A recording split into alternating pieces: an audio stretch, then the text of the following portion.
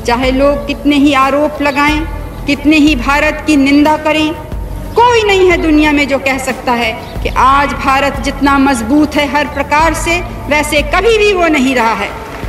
भारत की पूर्व प्रधानमंत्री इंदिरा गांधी, जिनको दुर्गा और आयरन लेडी जैसे नामों की संज्ञा मिली और जिनके नाम का डंका न सिर्फ भारत बल्कि पूरी दुनिया में बजता था, जिनके भाषण को सुनने के लिए लाखों लोगों की भीड़ इकट्ठा होती थी, जिनके दर्शन दरबार में आम लोगों की समस्याओं के समाधान मिलते थे, जिन्होंने गरीब कहे जाने वाले भारत को दुनिया की परमाणु महाशक्ति बनाया था और उन्होंने देश के हित के लिए कई अहम फैसले लिए थे।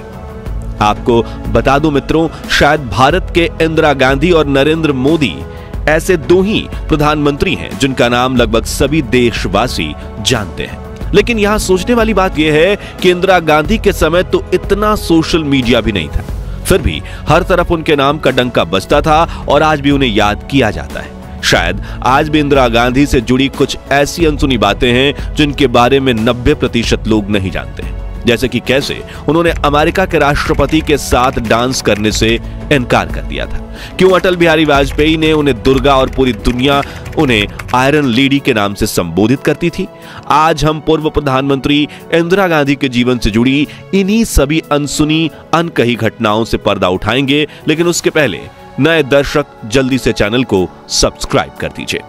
हमें मालूम है कि कभी कभी अन्याय होता है, हमको मालूम है कि कभी कभी अत्याचार होता है, हमको मालूम है कि कभी कभी भ्रष्टाचार भी है, लेकिन इनसे लड़ने का क्या तरीका है? क्या कमजोर सरकार इनसे लड़ सकती है? क्या वो सरकार जिस पे स्वयं हर समय हमला हो रहा है वो गरीबों को सुरक्षित रख सकती है, अल्पसंख्यक के लोगों को बचा सकती है? क्या वो सरकार इस देश का सारी दुनिया में सिर ऊंचा कर सकती है? इंदिरा गांधी का जन्म 19 नवंबर 1917 के दिन उत्तर प्रदेश के प्रयागराज में हुआ था। उनके पिता पंडित जवाहरलाल नेहरू और माता कमला नेहरू ने उन्हें काफी बेहतरीन संस्कार दिए थे। बड़ी होकर इंदिरा ने विदेश जाकर पढ़ाई भी की, फिर वापस आकर उन्होंने देश की आजादी के लिए कई आंदोलनों में हिस्सा बनना शुरू किया। इसी बीच उन्हें राजनेता फिरोज जहांगीर गांधी से प्रेम हुआ, लेकिन फिरोज पारसी थे, जिससे पार्टी के कई लोगों का कहना था कि कैसे देश के बड़े ब्राह्मण परिवार की बेटी एक बनिया से शादी कर सकती है। इसलिए फिरोज के सरनेम में थोड़ा फेरबदल करवाकर महात्मा गांधी ने उन्हें गांधी सरनेम दिलवाया, जिसके बाद 26 मार्च 1942 के दिन इंदिरा गांधी और फिरोज की शादी हुई और यहां से इंदिरा नेहरू बनी इंदिरा गांधी। फिर 15 अगस्त 1947 के दिन जवाहरलाल नेहरू आजाद भारत के पहले प्रधानमंत्री बने। पंडित नेहरू आजादी की लड़ाई के दौरान 9 बार जेल गए। उन्होंने अपने जीवन के 3559 दिन करीब 9 साल जेल में गुजारे थे। वहीं बचपन से ही देश के लिए कुछ कर गुजरने का सपना देख रही श्रीमती इंदिरा गांधी ने भी 1955 में राजनीति में कदम रखा और धीरे धीरे करके वो कांग्रेस कैबिनेट का हिस्सा भी बनने लगी। इस दौरान इंदिरा गांधी अपने पिता का दाहिना हाथ बनकर उभर रही थी, मगर 27 मई 1964 के दिन जवाहरलाल नेहरू को दिल का दौरा पड़ने से उनका दुखद निधन हो गया, जिससे इंदिरा गांधी टूट चुकी थी, लेकिन उन्होंने खुद को संभालते हुए देश के हित में काम करना जारी रखा। वहीं पंडित जी की मौत के बाद अब आजाद भारत के नंबर 2 प्रधानमंत्री बने लाल बहादुर शास्त्री, लेकिन ईश्वर को तो कुछ और ही मंजूर था। बस 18 महीने बाद ही ताशकंद समझौते के दौरान 11 जनवरी 1966 की रात संदिग्ध हालात में प्रधानमंत्री लाल बहादुर शास्त्री की मौत हो गई थी। उनकी मौत किस कारण से हुई, यह आज भी एक राज है। उस वक्त मेडिकल रिपोर्ट में कहा गया कि लाल बहादुर शास्त्री की मौत हार्ट अटैक की वजह से हुई थी, लेकिन उनकी पत्नी का आरोप था कि उन्हें जहर दिया गया था। लाल बहादुर शास्त्री जी की मृत्यु के बाद इंदिरा गांधी चुनाव के लिए खड़ी हुई। यहां दिलचस्प बात यह भी है कि इंदिरा गांधी की लड़ाई अपने पक्ष के नेता गुलजारी लाल नंदा और मोरारजी देसाई से थी, मगर शास्त्री जी की मृत्यु के बाद कार्यकारी प्रधानमंत्री बने गुलजारी लाल नंदा ने प्रधानमंत्री पद की रेस से अपना नाम वापस ले लिया। अब इंदिरा की सीधी लड़ाई गुजराती नेता मोरारजी देसाई से बची थी, जिसका फैसला कांग्रेस के 525 सांसद के हाथों में था। जिनमें से 169 सांसदों ने मोरारजी देसाई का साथ दिया, जबकि 365 सांसदों का मानना था कि इंदिरा गांधी बेहतरीन प्रधानमंत्री बन सकती हैं। इस तरह बहुमत के साथ 19 जनवरी 1966 के दिन श्रीमती इंदिरा गांधी देश की पहली महिला प्रधानमंत्री बनी। यही वो साल था जब एक ही साल में देश को 3 प्रधानमंत्री मिले थे। हालांकि उस वक्त राजनीति में महिलाओं को पुरुषों के मुकाबले कम आंका जाता था, लेकिन इंदिरा गांधी का व्यक्तित्व इतना प्रभावी था कि कुछ ही समय में वो देश के करोड़ों लोगों की पसंदीदा प्राइम मिनिस्टर बन गई। और सचमुच पढ़ी लिखी इंदिरा गांधी ने अपना पूरा ज्ञान देश और जनता के विकास में लगा दिया। उनसे जुड़ी एक दिल छू लेने वाली बात यह है कि जिस तरह उनके पिता जवाहरलाल नेहरू रोजाना जनता से मिलकर उनकी समस्याओं का समाधान निकालने की कोशिश करते थे, उसी तरह उनकी परंपरा को आगे बढ़ाते हुए इंदिरा गांधी भी रोज सुबह 8:20 पर आम लोगों से मिला करती थीं। इसे उनका दर्शन दरबार कहा जाता था। उस दौरान हफ्ते में कम से कम 3 बार उनका दरबार चर्चित किताब द मैरीगोल्ड स्टोरी की लेखिका और वरिष्ठ पत्रकार कुमकुम चड्ढा भी वहां मौजूद रहती थी। कुमकुम बताती हैं, इंदिरा इस समय का इस्तेमाल भारत के आम लोगों से मिलने के लिए किया करती थी। कभी कभी जब भीड़ अनियंत्रित हो जाती थी तो उन लोगों को प्राथमिकता दी जाती थी जो दिल्ली के बाहर से आते थे। इस दरबार में 2 तरह के लोग आते थे। एक तो वो जो सिर्फ इंदिरा गांधी को देखना भर चाहते थे, दूसरे वो जिन्हें छोटे मोटे काम करवाने होते थे, जैसे सरकारी अस्पताल में किसी का इलाज करवाना। इन सब में बहुत से लोग श्रीमती इंदिरा गांधी के पैर छूने की कोशिश भी करते थे, मगर उन्हें अपने पैर छुआना बिल्कुल भी पसंद नहीं था। इंदिरा गांधी अपने साथ काम करने वाले छोटे से छोटे लोगों की भी काफी इज्जत करती थी, जिसे लेकर उनकी करीबी मंत्री रह चुकी मोहसिना किदवई एक किस्सा बताती हैं। एक बार जब हम उत्तराखंड में एक चुनाव सभा करके वापस लौट रहे थे, तभी मैंने इंदिरा से कहा कि हमें कहीं रास्ते में रुकना पड़ेगा ताकि ड्राइवर कुछ खा ले, लेकिन उस वक्त ऐसे चलते चलते रास्ते में जल्दी खाना वगैरह मिलना मुश्किल था। तो इंदिरा गांधी ने तुरंत अपना झोला टटोला और अपने पसंदीदा बिस्किट मारी बिस्किट का एक पैकेट निकाला। फिर उन्होंने एक बिस्किट के 4 टुकड़े किए और अपनी हथेली पर रखकर ड्राइवर से बोली, पहाड़ी रास्ता है, तुम गाड़ी चलाते रहो और एक एक बिस्कुट का टुकड़ा हथेली से उठाकर खाते रहो। इन्हीं कहानियों से आप अंदाजा लगा सकते हैं कि श्रीमती इंदिरा गांधी कितनी डाउन टू अर्थ थी। पिता नेहरू का गुस्सा तो पूरी दुनिया में मशहूर था, लेकिन थोड़ी देर में शांत होकर वो सब कुछ भूल जाते थे। लेकिन इंदिरा गांधी के साथ ऐसा नहीं होता था। वो लंबे समय तक और तो कई बार तो ताउम्र उन लोगों के प्रति गुस्सा रखती थी जिसको वो पसंद नहीं करती थी। उस व्यक्ति के प्रति वो बहुत उदासीन हो जाती थी। कहा जाता है कि जब भी सत्य का साथ देने की बात आती थी तो इंदिरा गांधी किसी से नहीं डरती थी और वो दूसरों से मिल रही निंदा का जवाब अपने अच्छे कार्यों से देती थी। यहां तक कि समाजवादी नेता राम मनोहर लोहिया ने इंदिरा को संसद में कई बार गूंगी गुड़िया तक कहा था, लेकिन उन्होंने इसका कोई उत्तर नहीं दिया, क्योंकि 1971 में उनका पूरा ध्यान भारत पाकिस्तान युद्ध में देश की रक्षा करने पर था, जिसके तुरंत बाद इंदिरा गांधी का ध्यान इस बात पर गया कि पूर्व पाकिस्तान में पाकिस्तानी सेना ही वहां की जनता पर जुल्म ढा रही है। वहां जो लोग अलग देश की मांग कर रहे हैं उन्हें चुप कराने के लिए हत्याकांड किया जा रहा है।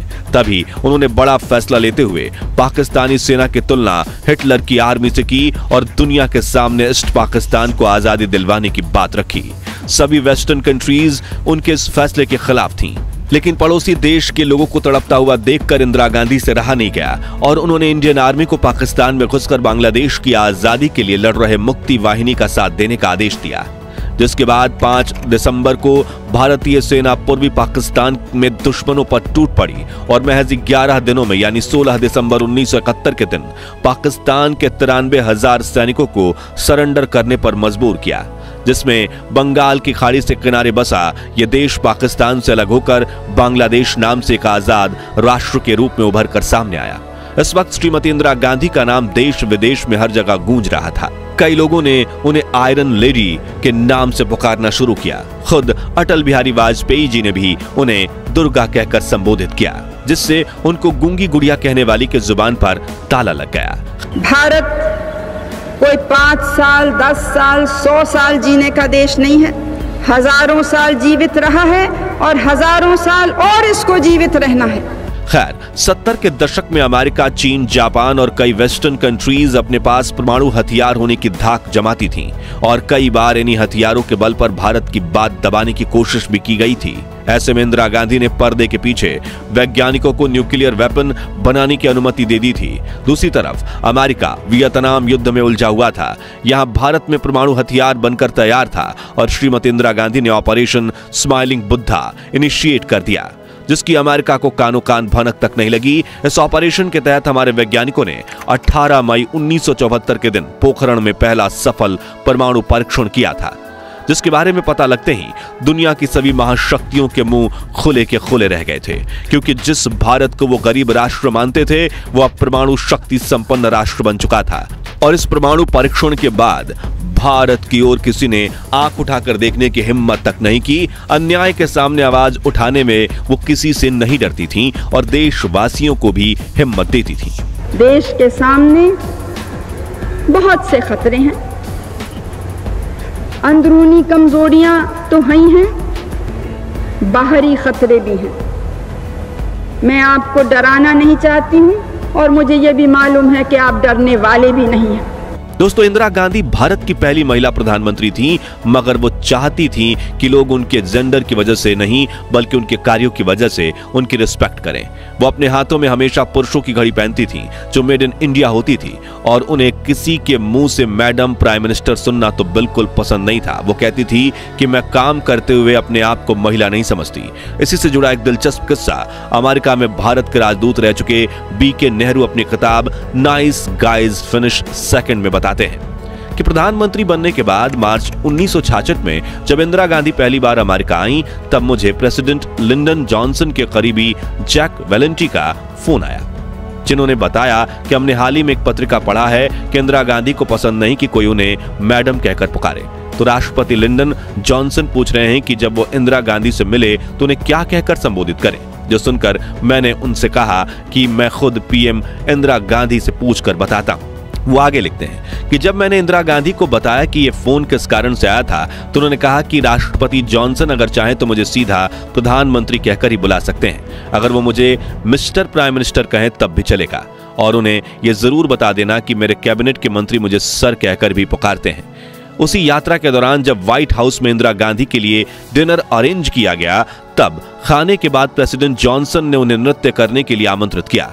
जैसा कि आप सभी जानते हैं कि वेस्टर्न कल्चर में दो बड़ी हस्तियां एक दूसरे के सम्मान में कुछ पल डांस करते हैं। हालांकि इंदिरा गांधी अपने छात्र जीवन में पश्चिमी तरीके का बाल डांस किया भी करती थी, लेकिन उन्होंने बड़े ही विनम्र तरीके से प्रेसिडेंट जॉनसन के आमंत्रण को यह कहकर नकार दिया कि मेरे देशवासियों को यह पसंद नहीं आएगा कि उनकी प्रधानमंत्री किसी के साथ डांस करें। इंदिरा गांधी एक जननेता थी और आम लोगों से उनका कनेक्ट गजब का था। कांग्रेस नेता मोहसिना किदवई एक किस्सा सुनाती हैं। जब 1978 में आजमगढ़ उपचुनाव में उनका चुनाव प्रचार करने इंदिरा गांधी वहां गई थी, वो कहती हैं, उस जमाने में आजमगढ़ बहुत ही पिछड़ी हुई जगह थी और आज भी है, ना कोई रेस्तरां ना कोई खाने की जगह। मैंने इंदिरा जी के लिए सरकारी गेस्ट हाउस में कमरा बुक कराया था। जब हम वहां पहुंचे तो अटेंडेंट कमरा खोलने के लिए मना कर रहा था। उसने कहा कि यहाँ मंत्री जी ठहरेंगे, उनका हुक्म है कि कमरा किसी के लिए ना खोला जाए। वो कहती हैं कि जब कमरा खुलवाने की मेरी सारी कोशिशें नाकामयाब हो गई तो एक बार फिर से कहा, तुम्हें मालूम तो है मैं किसके रुकने के लिए कह रही हूं? वो बोला नहीं। जब मैंने कहा कि कार में इंदिरा गांधी बैठी हैं, जैसे उसने ये नाम सुना उसने लपक कर कमरे का दरवाजा खोला, मंत्री को एक भद्दी सी गाली दी और बोला नौकरी जाए तो जाए। इस तरह का प्यार था लोगों का इंदिरा गांधी के लिए। किसी कमरे से निकलने से पहले वो उस कमरे की लाइट जरूर ऑफ करती थी, वो भी अपने हाथों से। एक बार वो बाराबंकी की यात्रा पर थी, वो वॉशरूम में थी, तभी राष्ट्रपति फखरुद्दीन अली का फोन उनके लिए आया। उनके साथ गई महसीना किदवई ने दरवाजा खटखटाकर कहा कि उनके लिए राष्ट्रपति का फोन है। इंदिरा गांधी बाहर आई, लेकिन फोन लेने से पहले उन्होंने मोहसिना से कहा कि जाकर पहले वॉशरूम की लाइट बंद करें, जिसे वो जल्दी में बंद करना भूल गई हैं। मोहसिना कहती हैं कि मैं ये सुनकर स्तब्ध रह गई कि एक तरफ भारत का राष्ट्रपति टेलीफोन पर है और इंदिरा गांधी को चिंता है कि वॉशरूम की लाइट ऑफ हुई कि नहीं। श्रीमती इंदिरा गांधी ने अपने पहले कार्यकाल में प्रधानमंत्री पद संभालते समय सत्य और निष्ठा की शपथ ली थी, मगर साथियों वो दूसरी बार जब सत्ता में आई तो वो पूरी तरह से धार्मिक हो चली थी। दूसरी बार उन्होंने ईश्वर के नाम पर प्रधानमंत्री पद की शपथ ली। सन 1970 में अपनी हार के बाद उन्होंने बनारस के काशी विश्वनाथ मंदिर और संकट मोचन मंदिर में पूजा की। किताब Indira India's most powerful prime minister में लिखा है कि इस दौरान उन्होंने वैष्णव देवी के दर्शन किए और हेलीपैड से वहां तक का 2 किलोमीटर का रास्ता भी पैदल चलकर तय किया। अंबाजी मंदिर में उन्होंने पूरे 1 मिनट तक दंडवत होकर प्रार्थना की। सन 80 में संजय की मौत के बाद उन्होंने धार्मिक कार्यकलापों को बढ़ चढ़कर भाग लेना शुरू किया। उन दिनों जब सूर्य ग्रहण पड़ता था तो उन्होंने अपनी गर्भवती बहू मेनका गांधी को सूर्य ग्रहण देखने की अनुमति नहीं दी। उन्होंने तमाम उम्र अपने गले में रुद्राक्ष की माला पहनी। उनके घर के पूजा गृह में सभी देवताओं की मूर्तियों के अलावा गौतम बुद्ध, रामकृष्ण परमहंस की मूर्तियां और एक शंख रखा रहता था। धार्मिक मामलों में उनके सबसे बड़े सलाहकार कमलापति त्रिपाठी थे। कुमकुम चड्ढा अपनी किताब द मैरीगोल्ड स्टोरी में लिखती हैं कि एक बार नवरात्रि के मौके पर वरिष्ठ कांग्रेस नेता कमलापति त्रिपाठी ने उनसे 9 बालिकाओं के पैर धोकर उनका पानी पी जाने के लिए कहा। उन्होंने सवाल पूछा कि इससे वो कहीं बीमार तो नहीं पड़ जाएंगी, लेकिन शुरू में झिझकने के बाद विदेश में पढ़ी और फ्रेंच बोलने वाली इंदिरा गांधी ने यह रस्म भी पूरी की। इंदिरा को जेवर का कोई शौक नहीं था।